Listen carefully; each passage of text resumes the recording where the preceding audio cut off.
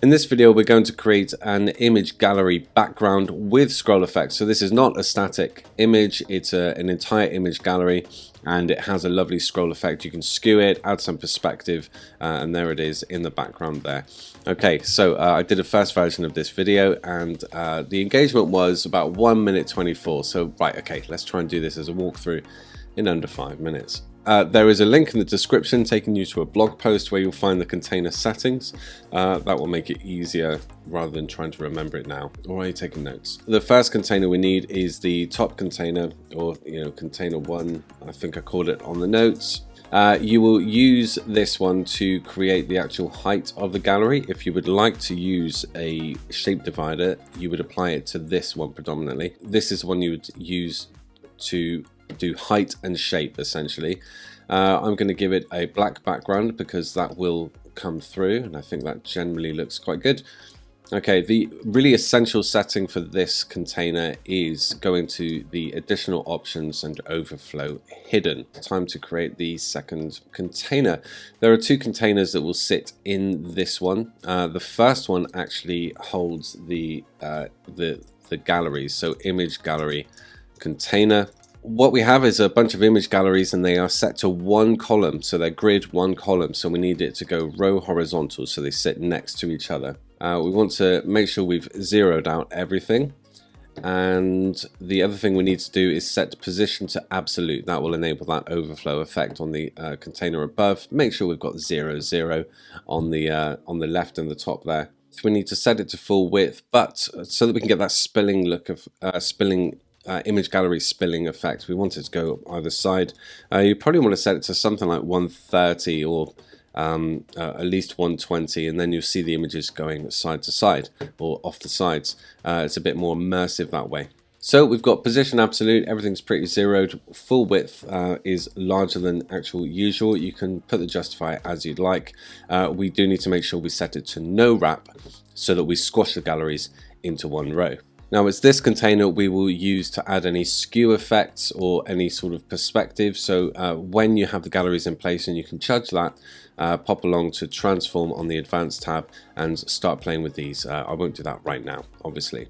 Okay, so next let's put in one of the image galleries. So type in gallery and bring this in. Obviously you're going to need Elementor Pro for this one. This is the Elementor Pro gallery, and let's put in about 8 images. So I'll just use random images, but make sure you're optimizing them. So about 400 pixels wide is perfect. Got 2 the same there. There we go. So I'm going to go by random default. We need it to be 1 column, and as you can see, the width there is taking it right across the gallery. So we need to limit that. Pop along to the advanced, go to custom, and you want to give it maybe about 30% width. That's a bit too much. 20 to 30% seems to work really quite well.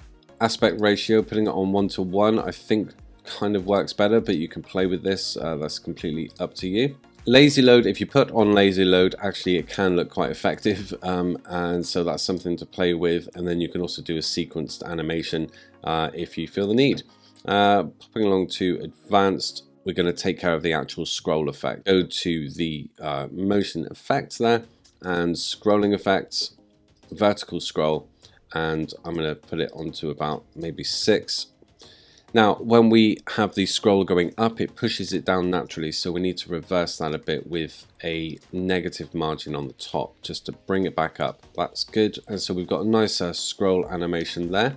I'm going to speed that up. Usually around 10 seems to work really quite well. Name this up gallery.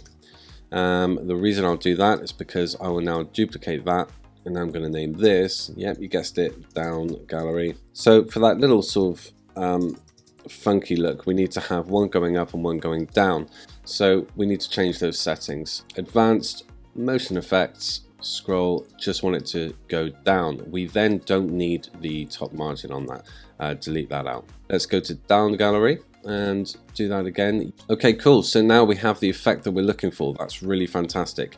Of the image gallery container, you can play with the offset a little bit so you can have the image spilling out on the side. Look at that. So now we've got the spill going on either side, so it looks a bit more impressive. Okay, last container that we actually need is going into the top container. You may need to budget around a bit in the structure panel. as it is now called. Okay, so this is the overlay, and this is where you'll place any content that you have. We need to set this to absolute and zero out any of the values right there. We need it to be full width, which it is, and minimum height of, well, whatever covers up the entire gallery. It's easier if I place a gradient over it right now, but we need to bring the opacity down just so that we can actually see through, and bring that minimum height up. You just want to make sure it's at least covering everything else. Don't forget overflow is hidden anyway. So get the colors as you like it.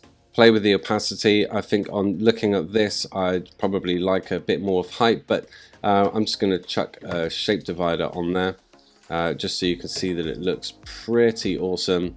Need to click bring to front, and while we're here, bring up that height, and I will just grab a custom post type testimonial and put it in there. Obviously you want to set that in the overlay middle. Oh, and I can see that I need a bit more height on the actual overlay there, so just crank that up and the overflow takes care of the rest. There we go. There's our awesome image gallery background with scroll effect and an awesome testimonial carousel on the top.